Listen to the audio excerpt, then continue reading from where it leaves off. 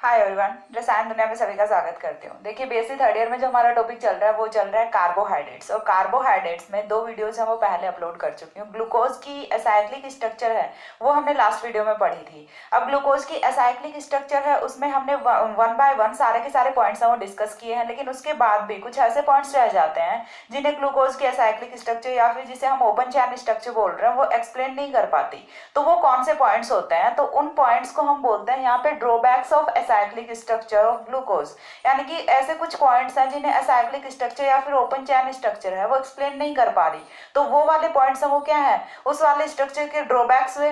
तो उन ड्रॉबैक्स को पहले हम यहाँ पे डिस्कस करेंगे और फिर इन ड्रॉबैक्स को ओवरकम करने के लिए जो नेक्स्ट स्ट्रक्चर यहाँ पे दी गई वो भी हम पढ़ेंगे। ठीक है, तो देखिए देख लेते हैं वन बाय वन करके सारे के सारे जो ड्रॉबैक्स हैं वो देखते हैं हम पहले। तो देखिए सबसे पहले चीज कि ग्लूकोज में हम लोग जानते हैं कि एल्डिहाइडिक ग्रुप है वो प्रेजेंट होता है।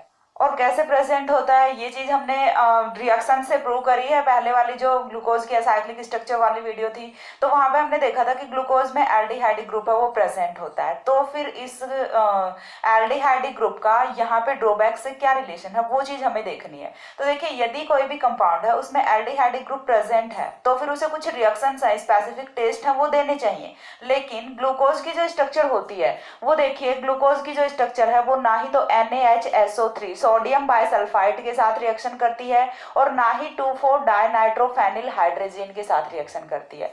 दोनों ही रिएक्शंस हैं ये एल्डिहाइड की स्पेसिफिक रिएक्शंस होती हैं। यदि कहीं पे एल्डिहाइड प्रेजेंट होता है तो एल्डिहाइड है वो NaHSO3 के साथ भी रिएक्शन करेगा और 2,4 डाइनाइट्रोफेनिल हाइड्रोजन के साथ भी रिएक्शन करेगा।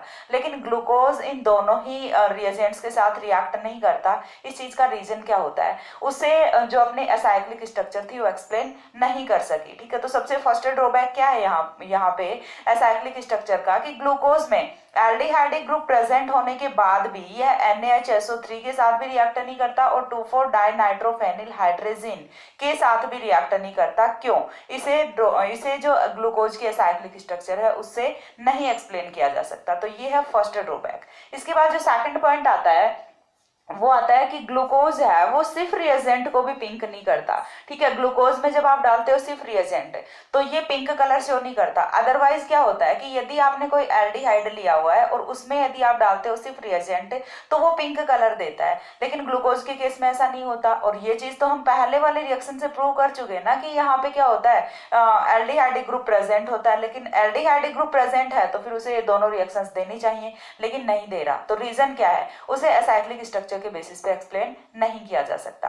थर्ड पॉइंट यहाँ पे आता है ग्लूकोपेंटा एसीटेट है वो जब अमोनिया के साथ रिएक्ट कराते हैं तो कोई रिएक्शन नहीं देता। ग्लूकोपेंटा एसीटेट की हमने फॉर्मेशन की है, तो ग्लूकोपेंटा एसीटेट की जब अमोनिया के साथ रिएक्शन कराते हैं तो ये कोई रिएक्शन नहीं देता।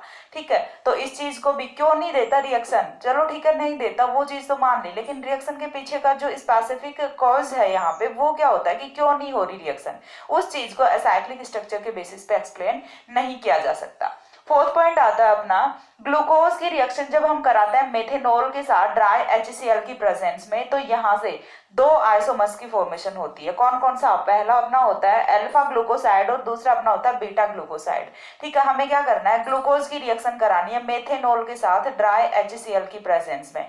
तो यहाँ से दो आइसोमर्स की फॉर्मेशन होती है, अल्फा ग्लूकोसाइड और बीटा ग्लूकोसाइड। लेकिन एसाइक्लिक स्ट्रक्चर के बेसिस पे तो अल्फा और बीटा नाम की कोई चीज होती नहीं है, ओनली एक स्ट्रक्चर होती है, वो क्या होती है, ग्लूकोज की होती है। तो ये सारी चीजें, ये सारे पॉइंट्स कहाँ से आ रहे हैं, इसे एसाइक्लिक स्ट्रक्चर के बेसिस पे नहीं एक्सप्लेन किया जा सकता। ठीक है, देन देखिए अपना फिफ्थ पॉइंट आता है कि ग्लूकोज है वो टोलेंस रिएजेंट के साथ और फैलिंग सॉल्यूशन के साथ रिएक्ट करके और ग्लूकोनिक एसिड देता है। देखिए एक पॉइंट हमने ऊपर क्या पढ़ा कि ये ना ही तो सिर्फ रिएजेंट के साथ रिएक्शन कर रहा है, ना ही NaHSO3 2,4 डाइनाइट्रोफेनिल हाइड्रोजन के साथ रिएक्शन कर रहा है।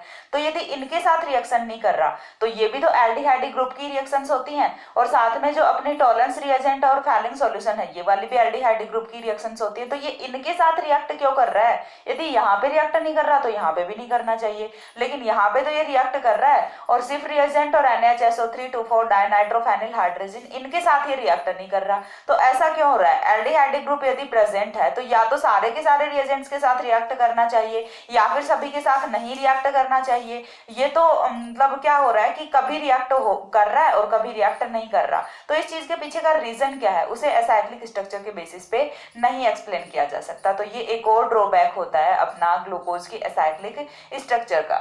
उसके बाद जो अपना 6th पॉइंट आता है वो आता है ग्लूकोज शोज म्यूटा रोटेशन। ग्लूकोज है वो म्यूटा रोटेशन शो करता है। सारे लोग जानते हैं कि ग्लूकोज म्यूटा रोटेशन शो करता है, लेकिन ग्लूकोज की जो अपनी एसाइक्लिक स्ट्रक्चर है उसके बेसिस पे तो म्यूटा रोटेशन जैसी कोई चीज पॉसिबल ही नहीं हो सकती। क्यों? क्योंकि ग्लूकोज की तो ओनली एक स्ट्रक्चर बनी हुई है वहां। और म्यूटा रोटेशन में होता क्या है कि हमारा जो ग्लूकोज है वो दो एनोमेरिक फॉर्म्स में पाया जाता है। ठीक है, कौन कौन सी? अल्फा ग्लूकोज और बीटा ग्लूकोज। तो हमने क्या करना है कि पहले हमने अल्फा ग्लूकोज का फ्रेश सॉल्यूशन बनाया। आपको क्या करना है, ये नहीं कि थोड़े टाइम का पहले का रखा हुआ सॉल्यूशन है वो आप यूज कर सकते हो, नहीं, आपको बिल्कुल एग्जैक्ट फ्रेश सॉल्यूशन बनाना है। आपको ग्लूकोज लेना क्रिस्टल फॉर्म में, उसे वाटर में डिजोल्व करना है, वो होता है बिल्कुल फ्रेश सॉल्यूशन। तो आपने क्या किया, फर्स्ट टाइम आपने लिया अल्फा ग्लूकोज और अल्फा ग्लूकोज का फ्रेश सॉल्यूशन बनाया। अब इसका जो स्पेसिफिक रोटेशन होता है, रोटेशन एंगल होता है, वो कितना होता है? 112 डिग्री होता है। ठीक है, लेकिन आफ्टर सम टाइम जैसे ही आप इसे बना के रख देते हो और थोड़ी देर के बाद इसका जो रोटेशन एंगल यदि आप चेक करते हो तो वो कितना मिलता है? 52 डिग्री मिलता है। ठीक है, तो रोटेशन एंगल है वो 112 से डिक्रीज करके कहाँ पे आ गया? 52 पे आ गया। और नेक्स्ट में क्या होता है कि यदि आपने बीटा ग्लूकोज का फ्रेश सॉल्यूशन बनाया, ठीक है, बीटा ग्लूकोज के फ्रेश सॉल्यूशन का रोटेशन एंगल यदि आप मेजर करते हो तो यहाँ से होता है +19 डिग्री। ठीक है, सॉरी डिग्री, +19 डिग्री होता है। ठीक है, जब हम इसका कुछ देर के लिए रख देते हैं, ठीक है, कुछ देर बाद यदि हम इसका रोटेशन एंगल चेक करते हैं तो ये कहाँ पे आ जाता है? 52 डिग्री पे आ जाता है अगेन। तो इक्विलिब्रियम में प्रेजेंट होते हैं अल्फा ग्लूकोज और बीटा ग्लूकोज, दोनों आके रुकने कहाँ पे हैं? ग्लूकोज पे आके रुकने हैं, जिसका मीटर रोटेशन एंगल जो है, जिसका रोटेशनल एंगल जो है वो कितना होता है? 52 डिग्री होता है। ठीक है, तो ये वाली जो चीज होती है ग्लूकोज का एक दूसरे आइसोमर्स में या फिर एनोमर्स में जो इंटरचेंज चलता रहता है, इसी को हम क्या बोलते हैं? म्यूटा रोटेशन बोलते हैं।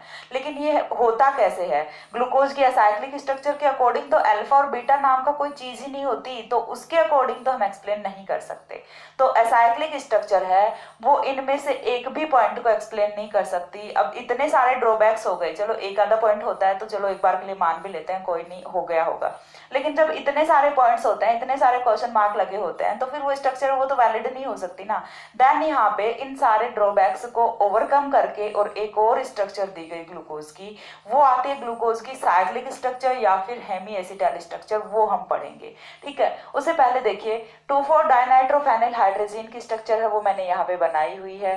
ठीक है, ये इतना जो देखिए, अब ये वाला स्ट्रक्चर है ये आई कैसे? अपना NH2NH2 क्या होता है?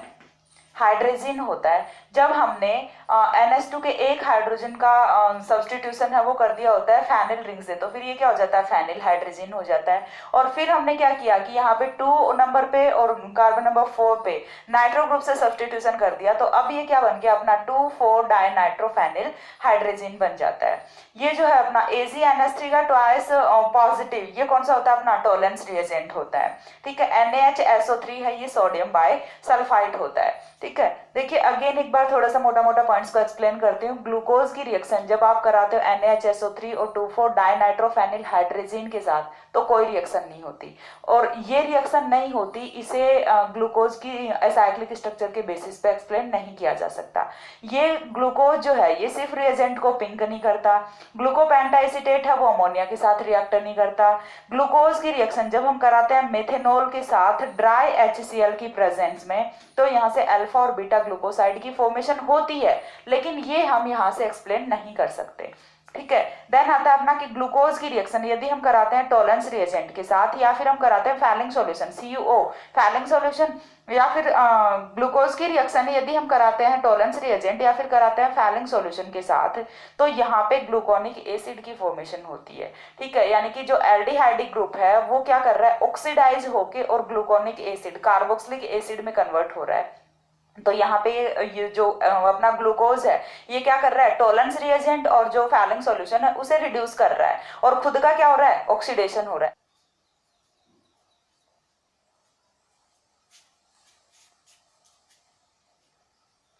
जब हमने पढ़ा है जब हमने पढ़ा है रिड्यूसिंग और नॉन रिड्यूसिंग शुगर्स के बारे में, तो उस टाइम मैंने आप लोगों को बताया था कि रिड्यूसिंग शुगर्स हैं वो कौन सी होती हैं, ऐसी कोई भी शुगर जो कि टोलेंस रिएजेंट और फैलिंग सॉल्यूशन को रिड्यूस करती है, यानी कि खुद का क्या होना है, ऑक्सीडेशन होना है, और इनका क्या कर रही है, रिडक्शन कर रही है, और आफ्टर ऑक्सीडेशन ग्लूकोज है वो कन्वर्ट किस में होता है, ग्लूकोनिक एसिड में होता है। ये हम ग्लूकोज की ऑक्सीडेशन रिएक्शंस में पहले से देख चुके हैं, ठीक है। तो ग्लूकोज है वो एक रिड्यूसिंग टाइप की शुगर होती है, और वो क्या करती है, टोलेंस रिएजेंट और फैलिंग सॉल्यूशन को रिड्यूस करती है, और खुद का ऑक्सीडेशन होने के बाद यहाँ से प्रोडक्ट है वो ग्लूकोनिक एसिड ऑब्टेन होता है, और म्यूटल रोटेशन वाला पॉइंट है वो हम देख चुके हैं। तो ये जो होते हैं, ये होते हैं drawbacks of acyclic structure of glucose. इनमें से एक भी पॉइंट को ग्लूकोज की एसाइक्लिक स्ट्रक्चर है वो एक्सप्लेन नहीं कर सकी, इसीलिए ग्लूकोज की एसाइक्लिक स्ट्रक्चर को फिर बाद में करेक्ट नहीं माना गया, ठीक है। स्क्रीनशॉट लीजिए।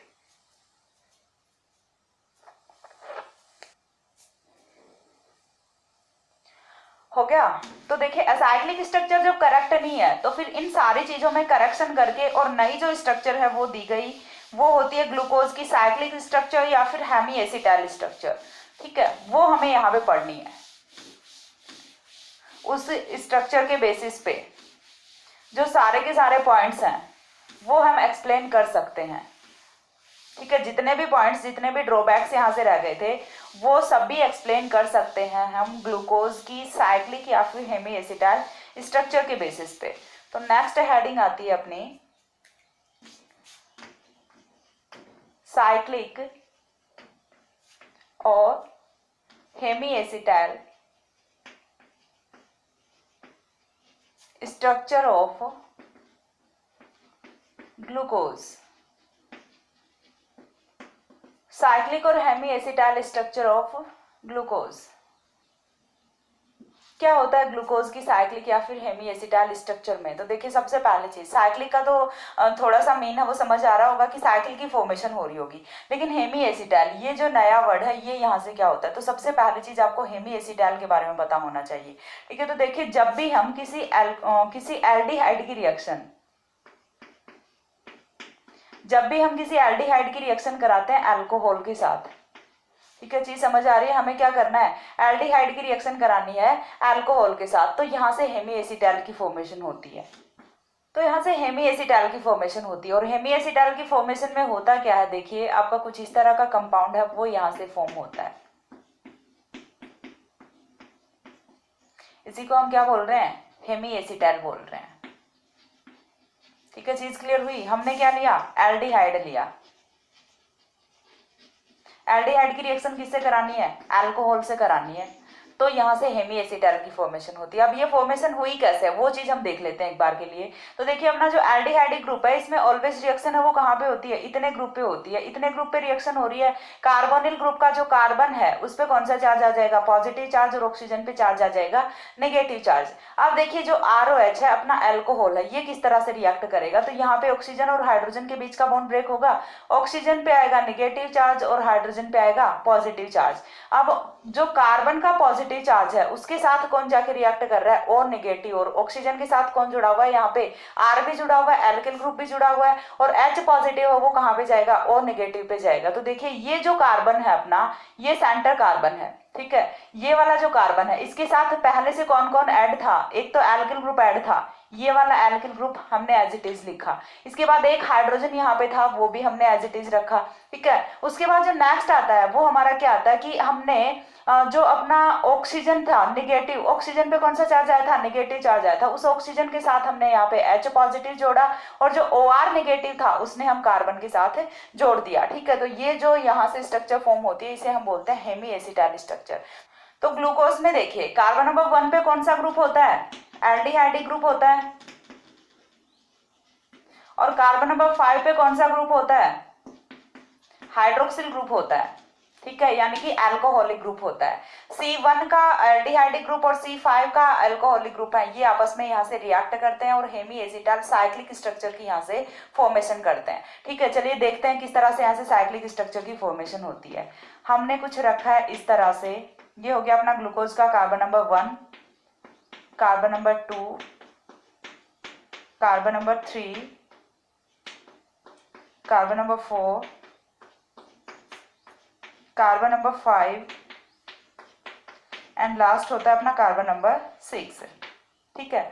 अब देखिए कार्बन नंबर 1 का तो कौन रिएक्ट करेगा, यहाँ से जो अपना एल्डिहाइड ग्रुप है ये रिएक्ट करेगा, और कार्बन नंबर 5 का हाइड्रोक्सिल ग्रुप है ये रिएक्ट करेगा। और रिएक्शन होती किस तरह से है देखिए, यहाँ पे आपको सिंपल सा बस थोड़ा सा ध्यान देना है, अच्छे से समझ आ जाएगा। यहाँ पे देखिए कार्बोनिल है, कार्बोनिल का बॉन्ड ब्रेक होगा और बॉन्ड के इलेक्ट्रॉन्स हम वो कहाँ पे जाएंगे, ऑक्सीजन पे शिफ्ट करेंगे। ऑक्सीजन पे चार्ज कौन सा आएगा, नेगेटिव चार्ज आएगा। कार्बन पे चार्ज कौन सा आएगा, पॉजिटिव चार्ज आएगा। जस्ट लाइक हियर, ठीक है, जैसा कि हमने यहाँ पे किया एज इट इज हमें यहाँ पे करना है डिट्टो।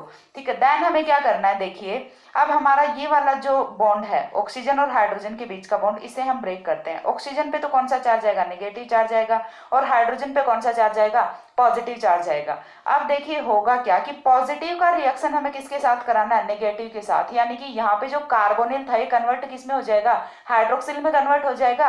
यहाँ पे जब ऑक्सीजन पे H पॉजिटिव आके जुड़ेगा तो ये कन्वर्ट किस में होने वाला है, OH में कन्वर्ट होने वाला है। और कार्बन के पॉजिटिव चार्ज पे कौन जुड़ेगा, ये और नेगेटिव जाके और साइकिल की फॉर्मेशन करेगा। स्ट्रक्चर हमें कुछ इस तरह से मिलती है, देखिए ये हो गया अपना कार्बन। अब इस कार्बन पे हमने क्या जोड़ दिया, हाइड्रोक्सिल ग्रुप जोड़ दिया। बाकी की जो स्ट्रक्चर है वो हमारी एज इट इज रहती है।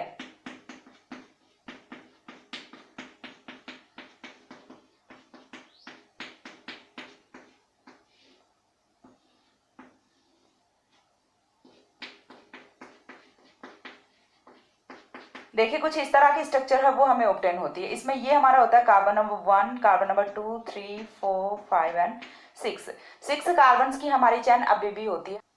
अभी जो हमारा कार्बन नंबर 1 पे एल्डिहाइड ग्रुप था, अभी वो कन्वर्ट किस में हो गया, अल्कोहलिक ग्रुप में कन्वर्ट हो गया। साथ ही यहाँ पे क्या चेंज आया देखिए, यहाँ पे जो कार्बन है इसका हाइब्रिडाइजेशन कौन सा था, हाइब्रिडाइजेशन यदि कैलकुलेट करें तो हमें नंबर ऑफ सिग्मा बॉन्ड्स और प्लस में number of lone pair of electrons count करना होता है। तो यहाँ पे लॉन पेयर ऑफ इलेक्ट्रॉन तो कोई है नहीं इस कार्बन पे, तो हम क्या काउंट करेंगे, number of sigma bonds count करेंगे। और सिग्मा बॉन्ड्स का नंबर यदि हम देखें तो एक सिग्मा बॉन्ड यहाँ पे होता है, दूसरा सिग्मा बॉन्ड और तीसरा sigma bond.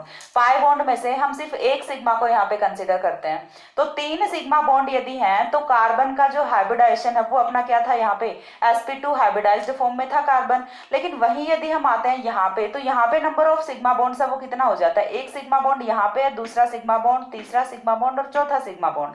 4 sigma bond carbon ने बनाए हुए हैं। और ये वाला जो कार्बन है ये अब हाइब्रिडाइज्ड फॉर्म कौन सी हो जाती है, इसकी sp3 हाइब्रिडाइजेशन में ये प्रेजेंट होता है। साथ ही देखिए यहाँ से कार्बन की चारों वैलेंसीज हैं उनको हम चेक करते हैं। कार्बन की जो एक वैलेंसी उसे कौन कंप्लीट कर रहा है, हाइड्रोजन कंप्लीट कर रहा है।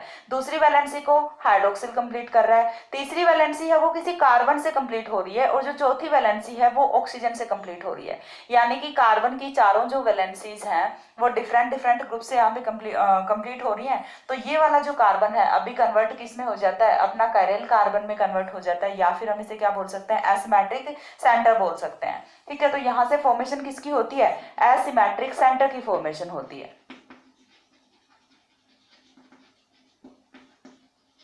देखिए चेंज कहाँ कहाँ पे आया, आपको सिर्फ वो चीज देखना है। सबसे पहली चीज तो कार्बन नंबर 1 जो अभी sp2 हाइब्रिडाइज्ड फॉर्म में था वो कन्वर्ट हो जाता है sp3 हाइब्रिडाइज्ड फॉर्म में। और sp3 हाइब्रिडाइज्ड फॉर्म में कार्बन की चारों वैलेंसी हैं वो डिफरेंट ग्रुप्स हैं वो कंप्लीट कर रहे हैं। तो अब ये वाला जो कार्बन है ये एसिमेट्रिक कार्बन होता है। और इस एसिमेट्रिक कार्बन के आने से ये जो ग्लूकोज की स्ट्रक्चर होती है ये काफी चेंज हो जाती है। अब यहाँ पे देखिए एसिमेट्रिक कार्बन पे जो हाइड्रोक्सिल ग्रुप प्रेजेंट है इसके ओरिएंटेशन से यहाँ पे डिफरेंट डिफरेंट एनोमर्स हैं या फिर आइसोमर्स हैं, उनकी फॉर्मेशन होती है। वो किस तरह से होती है, एक बार के लिए देखिए हमने क्या किया कि कार्बन नंबर 1 पे हाइड्रोक्सिल है वो कहाँ पे रखा हुआ है, राइट साइड रखा हुआ है। लेकिन ये लेफ्ट पे भी पॉसिबल हो सकता है, क्यों, क्योंकि देखिए ये तो रोटेट कर सकता है ना, एसिमेट्रिक कार्बन है तो एसिमेट्रिक कार्बन पे तो ये राइट पे भी जा सकता है, लेफ्ट पे भी जा सकता है। देखिए हमने चेंज करके बनाया, पहले से कोई फिक्स्ड पोजीशन नहीं थी। जो अपना कार्बन नंबर 2, 3, 4, 5 है इन पे जो हाइड्रोक्सिल है इनकी पोजीशन है वो पहले से फिक्स है कि ये यहीं पे रहेंगे।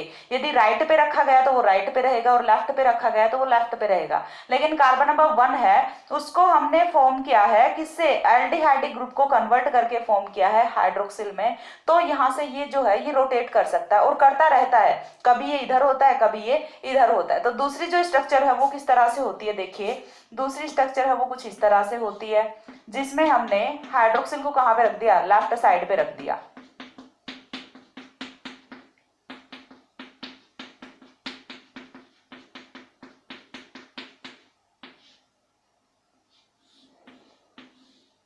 सिर्फ हाइड्रोक्सिल को चेंज किया, बाकी पूरी की पूरी स्ट्रक्चर में कोई चेंज नहीं आएगा, आप नोटिस कर सकते हो।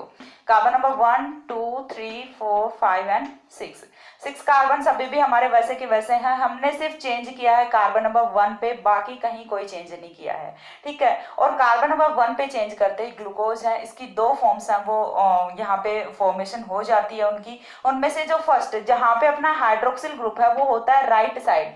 मैं क्या बोल रही हूँ कि जहाँ पे हाइड्रोक्सिल ग्रुप है वो होता है राइट साइड, तो इसे हम क्या बोलते हैं, अल्फा ग्लूकोज बोलते हैं, ठीक है। और जहां पे हाइड्रोक्सिल ग्रुप होता है लेफ्ट साइड, उसे हम क्या बोलते हैं, बीटा ग्लूकोज बोलते हैं। ध्यान रखना इस चीज का कि जहां पे हाइड्रोक्सिल है वो राइट साइड होता है, उसे तो हम बोलते हैं अल्फा ग्लूकोज, और जहां पे हाइड्रोक्सिल होता है लेफ्ट साइड, उसे हम कौन सा बोलते हैं, बीटा ग्लूकोज बोलते हैं। तो ये होते हैं अल्फा और बीटा ग्लूकोज। तो चीज समझ आई कि ग्लूकोज की साइक्लिक स्ट्रक्चर यदि होती है, ओपन चैन स्ट्रक्चर में तो ऐसा कुछ पॉसिबल नहीं हो सकता कि कहाँ से हम अल्फा या फिर बीटा का डिसाइडेशन कर सकते हैं, लेकिन ग्लूकोज की जो साइक्लिक स्ट्रक्चर होती है उसमें कार्बन नंबर 1 पे यदि हाइड्रोक्सिल ग्रुप का कॉन्फ़िगरेशन है वो हम चेंज कर दें, तो यहाँ से दो स्ट्रक्चर्स की फॉर्मेशन होती है। उनमें से एक है वो अल्फा ग्लूकोज होता है और दूसरा है वो बीटा ग्लूकोज होता है। और जो कार्बन नंबर 1 है, जो हमारा एसिमेट्रिक कार्बन होता है, इसे हम क्या बोलते हैं, एनोमेरिक कार्बन बोलते हैं। ये भी काफी इंपॉर्टेंट है, क्वेश्चन पूछ लिया जाता है, what is anomeric carbon. And glucose में एनोमेरिक कार्बन है वो कौन सा होता है, तो ग्लूकोज का C1 है वो एनोमेरिक कार्बन होता है। देखिए अलग अलग जो कार्बोहाइड्रेट्स हैं उनमें अलग अलग एनोमेरिक कार्बन हो सकते हैं, लेकिन ग्लूकोज के केस में C1 है वो अपना एनोमेरिक कार्बन होता है। चीज समझ आ रही है, ठीक है। तो यहाँ से देखिए एनोमेरिक कार्बन होता है C1, और इसी एनोमेरिक कार्बन की वजह से यहाँ पे दो आइसोमर्स की फॉर्मेशन हो रही है, तो इन्हें हम क्या बोलते हैं, एनोमर्स बोलते हैं। तो डेफिनेशन एनोमर्स की भी पूछी जा सकती है, ठीक है। तो ये क्या हो गए, अपने एनोमर्स हो गए। तो डेफिनेशन क्या हो सकती है एनोमर्स की अपनी, कि यदि हम ग्लूकोज की हेमी एसिटाइल स्ट्रक्चर में देखते हैं, कार्बन नंबर 1 है, कार्बन नंबर 1 की वजह से यहाँ पे दो डिफरेंट आइसोमर्स की फॉर्मेशन होती है। कार्बन नंबर 1 को हम बोलते हैं एनोमेरिक कार्बन, तो जो बनी जो स्ट्रक्चर्स हैं उन्हें हम क्या बोलते हैं, एनोमर्स बोलते हैं, ठीक है। तो इस तरह से यहाँ पे anomeric carbon, asymmetric centre carbon number 1 होता है, और एनोमर्स, ये कुछ जो यहाँ से इंपॉर्टेंट पॉइंट है ये निकल के आते हैं। अब इस वाले स्ट्रक्चर के बेसिस पे हम यहाँ से सारे के सारे जो पॉइंट्स हैं उन्हें एक्सप्लेन कर सकते हैं। कि हमने क्या बोला कि ग्लूकोज में C1 और C5 हैं, ये दोनों रिएक्ट करते हैं और यहाँ से एक 6 मेंबर्ड साइक्लिक स्ट्रक्चर की फॉर्मेशन होती है, ठीक है। स्ट्रक्चर देख लेते हैं अपनी, 5 तो कार्बन है और एक ऑक्सीजन है, 6 मेंबर्ड साइक्लिक स्ट्रक्चर की फॉर्मेशन हो रही है।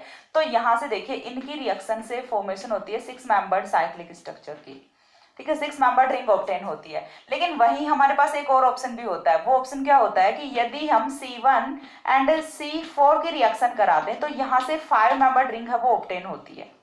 और हम जानते हैं कि 5 मेंबर्ड और 6 मेंबर्ड रिंग है, ये दोनों रिंग्स हैं, ये मोर स्टेबल होते हैं, और 5 मेंबर्ड और 6 मेंबर्ड में से भी ज्यादा स्टेबल वो कौन सी होती है, 5 मेंबर्ड रिंग होती है। क्यों, क्योंकि यहाँ पे रिंग स्ट्रैंड है वो सबसे कम होता है। तो फिर हम क्यों बोल रहे हैं कि ग्लूकोज के केस में 6 मेंबर्ड रिंग ऑब्टेन होती है। तो देखिए यहाँ से दो टाइप की रिंग स्ट्रक्चर है वो ऑब्टेन हो सकती हैं।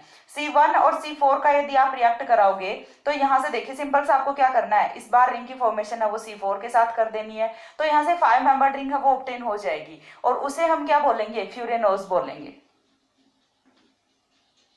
और 6 मेंबर्ड वाले को क्या बोलते हैं, पायरेनोज बोलते हैं। लेकिन ये वाली स्ट्रक्चर ही एक्चुअल में ऑब्टेन नहीं होती। रीजन क्या होता है, क्योंकि देखिए अगेन वही चीज आती है कि केमिकल रिएक्शंस करा करा के देखी जाती हैं सारी चीजें, तो वहां से पता चलता है कि ग्लूकोज है वो 5 मेंबर्ड रिंग यानी कि फ्यूरेनोज फॉर्म में ना होके और पायरेनोज फॉर्म में होता है। तो ये यहाँ से रीजन होता है कि हम 5 मेंबर्ड रिंग है वो नहीं फॉर्म करते। मैं फिर आपको बता रही हूँ कि कभी भी कोई रिएक्शन, कभी भी कोई स्ट्रक्चर है वो ऐसे ही नहीं दे दी जाती, पहले वो चीज करा के देखी जाती है, देन उसमें से जो पॉइंट्स होते हैं उन्हें डिटेक्ट किया जाता है, पहले से उनका ऑब्जर्वेशन किया जाता है, और उसके बाद उसका थ्योरेटिकल कॉन्सेप्ट है वो दिया जाता है कि हाँ कुछ ऐसा यहाँ पे हुआ है, ठीक है। तो स्क्रीनशॉट लीजिए ग्लूकोज की हेमी एसिटाइल स्ट्रक्चर का, उसके बाद मैं एक्सप्लेन करती हूँ कि ये वाले जो स्ट्रक्चर है इसके बेसिस पे हम किस तरह से सभी पॉइंट्स को एक्सप्लेन कर सकते हैं जो हमने पढ़े हैं ड्रॉबैक्स ऑफ एसाइक्लिक स्ट्रक्चर। हो गया। तो अब इसके बाद देखिए हम सारे के सारे पॉइंट्स जो एसाइक्लिक स्ट्रक्चर है वो एक्सप्लेन नहीं कर सकी थी, वो हम यहाँ पे 1 बाय 1 करके एक्सप्लेन करने वाले हैं। सबसे फर्स्ट पॉइंट अपना यहाँ पे क्या था, एसाइक्लिक स्ट्रक्चर के ड्रॉबैक्स में हमने सबसे फर्स्ट पॉइंट यहाँ पे पढ़ा था कि जो ग्लूकोज होता है अपना वो NHSO3 एंड 2,4-डाइनाइट्रो फेनिल हाइड्रोजन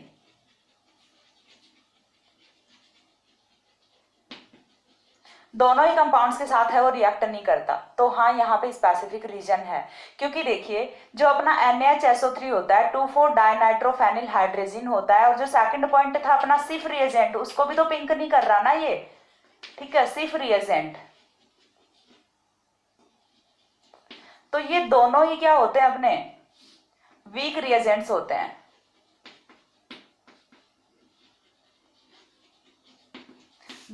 जो तीनों अपने रिएजेंट्स होते हैं, सोडियम बाइसल्फाइड, 2,4-डाइनाइट्रोफेनिल हाइड्रोजन और सिफ रिएजेंट है, तीनों ही वीक रिएजेंट्स होते हैं। और यहाँ पे देखिए हमने क्या देखा कि जो हमारा एल्डिहाइड ग्रुप था C1 पे, वो अभी कन्वर्ट किसमें कर गया, एल्कोहलिक ग्रुप में कन्वर्ट कर गया, यानी कि उसने साइकिल की फॉर्मेशन की हुई है, यहाँ पे वो फ्री फॉर्म में नहीं है। और ये वाले रिएजेंट्स होते हैं, ये होते हैं वीक रिएजेंट। तो ये इतने कैपेबल नहीं होते कि इस रिंग को ब्रेक कर सके। अब देखिए इजी सा है कि ये वाली जो रिंग है ये बहुत ज्यादा स्टेबल भी नहीं होती, यदि कोई थोड़ा सा हार्ड रिएजेंट यहाँ पे आए, थोड़ा सा स्ट्रॉन्ग रिएजेंट यहाँ पे आए, तो वो इजीली इस रिंग को ब्रेक करके और फिर से ओपन चैन स्ट्रक्चर में लेके जा सकता है। लेकिन हमने क्या बोला कि ये वाले जो है ये अपने वीक रिएजेंट, तो इनकी इतनी कैपेबिलिटी भी नहीं होती कि ये इस रिंग को ब्रेक कर सकें, तो ये यहाँ पे रिएक्ट नहीं करते, ठीक है। तो ये रिएक्ट नहीं कर रहे, क्यों नहीं कर रहे, तो ये अपनी खुद की कमी की वजह से रिएक्ट नहीं कर रहे। ग्लूकोज जो है उसमें तो एल्डिहाइड कभी भी प्रेजेंट है, वो तो रिएक्शन करने के लिए रेडी है, लेकिन उसके साथ रिएक्शन करने की हिम्मत होनी चाहिए, ठीक है। ये खुद इतने कैपेबल नहीं है कि ग्लूकोज के साथ रिएक्ट कर सके।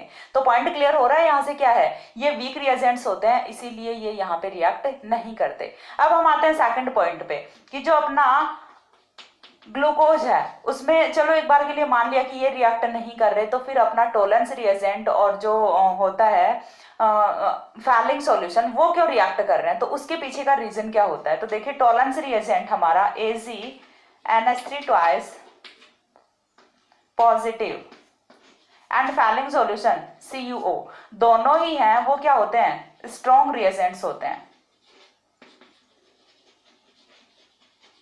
दोनों ही स्ट्रॉन्ग रिएजेंट्स होते हैं। और स्ट्रॉन्ग रिएजेंट्स हैं यदि, तो ये क्या करेंगे, यहां से ये आएंगे और रिंग को ब्रेक कर देंगे। जो अपनी हेमी एसिटाइल स्ट्रक्चर है, साइक्लिक स्ट्रक्चर है, उसे ये ब्रेक कर देते हैं। और ब्रेक करने के बाद जो हमारा एल्डिहाइड ग्रुप होता है C1 पे, वो फ्री फॉर्म में प्रेजेंट होता है, और जैसे ही फ्री फॉर्म में हो जाता है वो, तो ये उसके साथ रिएक्ट करते हैं और ग्लूकोनिक एसिड की फॉर्मेशन करते हैं मजे से। तो चीज समझ आ रही है, ये रिएक्ट कर रहे हैं ना कि इसलिए क्योंकि यहाँ पे एल्डिहाइड ग्रुप प्रेजेंट है। एल्डिहाइड ग्रुप तो ग्लूकोज में ऑलवेज प्रेजेंट है, लेकिन वो लेके आना पड़ रहा है, कैसे, क्योंकि ये यहाँ पे साइक्लिक फॉर्म में, थोड़ा सा तो एफर्ट लगाना पड़ेगा ना, तभी तो कोई चीज ऑब्टेन होती है। देखिए कोई भी यदि आपको कुछ भी चीज पानी है तो उसके लिए थोड़ी तो मेहनत करनी पड़ती है, थोड़ा सा ज्यादा कैपेबल बनना पड़ता है। तो वो कैपेबिलिटी इन तीनों रिएजेंट्स में नहीं होती, और जो फैलिंग सॉल्यूशन और टोलेंस रिएजेंट है इनमें होती है। ये स्ट्रॉन्ग होते हैं, तो ये इजीली आके इस रिंग को ब्रेक करते हैं, कार्बन नंबर 1 को अगेन एल्डिहाइड में कन्वर्ट करते हैं, और फिर आके इसे ग्लूकोनिक एसिड में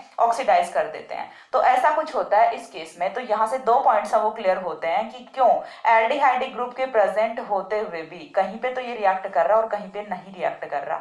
तो वो डिपेंड किस पे करेगा, वो डिपेंड करेगा रिएजेंट पे कि रिएजेंट की नेचर कैसी है। यदि वीक रिएजेंट है तो वो रिएक्ट नहीं करेगा, और यदि स्ट्रॉन्ग रिएजेंट है तो वो इजीली रिएक्ट कर लेता है। तो ये तो हो गया एक पॉइंट। अब उसके बाद जो नेक्स्ट पॉइंट अपना आता है वो आता है कि ग्लूकोज है, वो हमने क्या बोला कि यहाँ पे 2 ग्लूकोसाइडिक फॉर्म्स में प्रेजेंट होता है, ठीक है। ग्लूकोज है, जब हम उसकी रिएक्शन कराते हैं मेथेनॉल के साथ ड्राई HCl की प्रेजेंस में, तो ये फॉर्मेशन किसकी करता है, अल्फा एंड बीटा ग्लूकोसाइड की, ठीक है। अल्फा एंड बीटा ग्लूकोसाइड की फॉर्मेशन करता है। तो देखिए यहाँ पे ग्लूकोज है वो 2 फॉर्म्स में प्रेजेंट है, अल्फा ग्लूकोज भी है, बीटा ग्लूकोज भी है। तो यदि हम लेके चल रहे हैं अल्फा ग्लूकोज, और अल्फा ग्लूकोज की रिएक्शन करा देते हैं मेथेनॉल के साथ ड्राई HCl की प्रेजेंस में, तो यहाँ से अल्फा ग्लूकोसाइड की फॉर्मेशन हो जाएगी। यदि हम लेके चल रहे हैं बीटा ग्लूकोज, और बीटा ग्लूकोज की रिएक्शन कराते हैं मेथेनॉल के साथ ड्राई HCl की प्रेजेंस में, तो यहाँ से फॉर्मेशन किसकी हो जाएगी, बीटा ग्लूकोसाइड की हो जाएगी। तो ये पॉइंट भी यहाँ से क्लियर हो गया कि किस तरह से ग्लूकोज है वो अपना 2 फॉर्म्स में प्रेजेंट होता है और 2 ग्लूकोसाइड्स की यहाँ से फॉर्मेशन करता है, ठीक है। उसके बाद जो नेक्स्ट पॉइंट आता है वो आता है अपना म्यूटा रोटेशन। कि ग्लूकोज है वो म्यूटा रोटेशन शो कर रहा है। तो ग्लूकोज म्यूटा रोटेशन से वो क्यों कर रहा है? क्योंकि देखिए ग्लूकोज में हमने क्या देखा कि ग्लूकोज की दो फॉर्म्स हैं वो होनी चाहिए, अल्फा और बीटा। और जब हम अल्फा लेते हैं तो वो भी ग्लूकोज पे आके रुक जाता है, बीटा लेते हैं तो वो भी ग्लूकोज पे आके रुक जाता है। ठीक है, तो यहाँ से देखिए साफ साफ पता चल रहा है कि अल्फा ग्लूकोज भी होता है, बीटा ग्लूकोज भी होता है। इस स्ट्रक्चर के बेसिस पे तो हम ये चीज डिफाइन कर पा रहे हैं इजिली कि ग्लूकोज है वो दो एनोमेरिक फॉर्म्स में प्रेजेंट होता है। और यदि दो एनोमेरिक फॉर्म्स में प्रेजेंट है तो यहाँ से ये इजिली ग्लूकोज में जाके कन्वर्ट कर सकता है, और इसीलिए ग्लूकोज है वो म्यूटा रोटेशन शो करता है। ठीक, इसके बाद जो नेक्स्ट पॉइंट आता है वो आता है कि हमारे असाइक्लिक स्ट्रक्चर है उसके बेसिस पे हम यहाँ से एक्सप्लेन नहीं कर सकते कि क्यों ग्लूकोज है, ग्लूकोपेंटा एसीटेट है, वो अपना अमोनिया के साथ रिएक्ट नहीं करता, लेकिन यहाँ पे हाइड्रोक्सिल अमीन है वो तो रिएक्ट कर लेता है। तो देखिए अगेन वही चीज आती है, अमोनिया के साथ रिएक्ट नहीं करता लेकिन हाइड्रोक्सिल अमीन है, हाइड्रोक्सिल अमीन यहाँ से अगेन रिंग को ब्रेक कर सकता है इजिली, और रिंग को ब्रेक कर सकता है तो यहाँ से ऑक्सीजन की फॉर्मेशन है वो हो जाती है। ठीक है, तो ये कुछ पॉइंट्स थे जिन्हें ग्लूकोज की असाइक्लिक स्ट्रक्चर या फिर ओपन चैन स्ट्रक्चर के बेसिस पे हम एक्सप्लेन नहीं कर पाए थे, लेकिन ग्लूकोज की साइक्लिक या फिर हेमी एसिटाइल स्ट्रक्चर के बेसिस पे हम एक्सप्लेन कर सकते हैं। देखिए आपको यदि नोट्स बनाने हैं तो आप थ्योरी में थोड़ा सा सुन के और अपनी लैंग्वेज में नोट्स हम वो बना सकते हैं। ठीक है, तो देखिए यहाँ से आपको क्या करना है, यदि नोट्स बनाने का सोच रहे हो तो पॉइंट्स हैं उन्हें आप सुन सुन के लिख सकते हो, क्योंकि मैं इजिली एक एक पॉइंट है वो बता रही हूँ। यहाँ से तो देखिए ऐसे तो मैं तो सिर्फ समरी करके लिखती हूँ बोर्ड पे, वो आपको यदि नहीं समझ आती है स्क्रीनशॉट में तो आप अपने खुद के नोट्स हैं वो बना लिया करो। ठीक है, कुछ कुछ जो टॉपिक्स हैं जो ज्यादा थ्योरेटिकल होते हैं, बाकी तो मोस्ट ऑफ रिएक्शन से चलती हैं, तो उनका तो आपका स्क्रीनशॉट से काम चल जाता होगा आई थिंक। लेकिन यदि कहीं पे प्रॉब्लम आ रही है कि हमारा मैम स्क्रीनशॉट से काम नहीं चल रहा है, तो आप जो लैंग्वेज है उसे सुन सुन के और फिर अपने नोट्स हैं वो लिख लिया करो। तो ये हो गया अपना ग्लूकोज की साइक्लिक या फिर हेमी एसिटाइल स्ट्रक्चर। इसके बाद हम इसके पढ़ेंगे हार्वर्थ प्रोजेक्शन फॉर्मूला। तब तक के लिए सी या have a good day, thanks for watching.